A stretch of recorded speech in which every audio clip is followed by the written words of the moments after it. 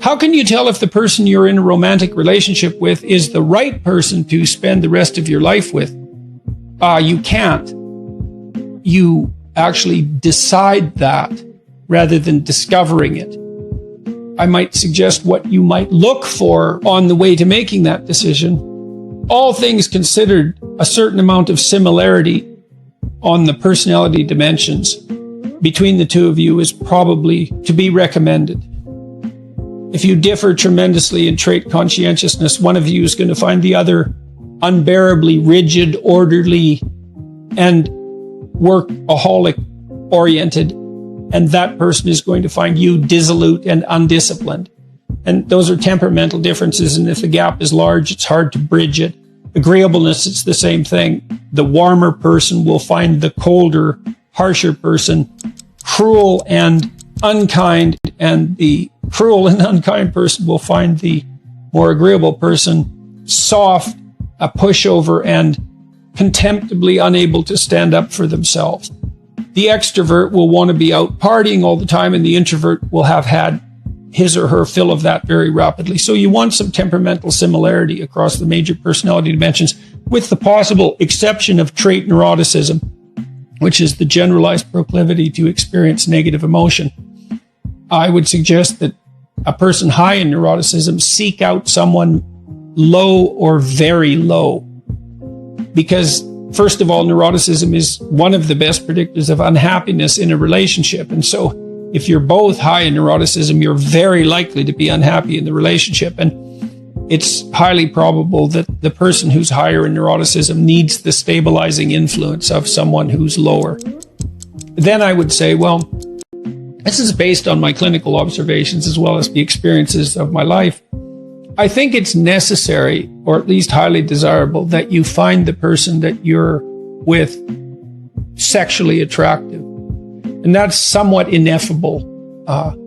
You can be confronted with two people who are, by objective standards, equally attractive, or perhaps equally unattractive, and find yourself very physically attracted to one of them while the other one will leave you cold. And that's a deep mystery. And I've seen couples who get along as friends, try to bridge that romantic gap by will.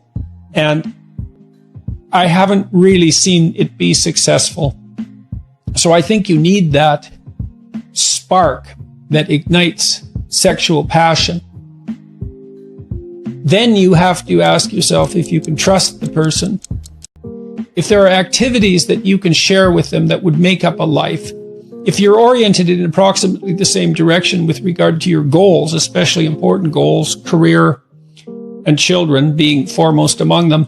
If you think you could come to some agreement about how the economic resources could be distributed, or at least how that might be negotiated. If you can negotiate with the other person, and again, if you can trust them. And I would say of all those, trust is the most crucial component, maybe followed by the ability to negotiate. The right person is someone you can negotiate with, because there's going to be differences between you and them. There's going to be differences in your approach. There should be, hopefully there'll be, because that means that the two of you are bringing different skill sets to bear on the problem. That means that you have a more diverse range of potential responses, which can be good, but also that there's going to be conflict. The issue then becomes, can you negotiate through the conflicts?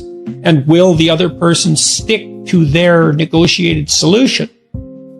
And then if you find someone like that and they're of approximately the right age and everything else seems to be in order, then in some sense, they're as good a bet as the next person, and life doesn't last forever. And so there's real reasons to get on with it. You have to understand that even in the best relationships are predicated on attraction, trust, and negotiation.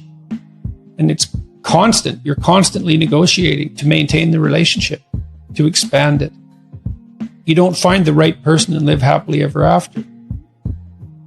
Life is far too complicated for that.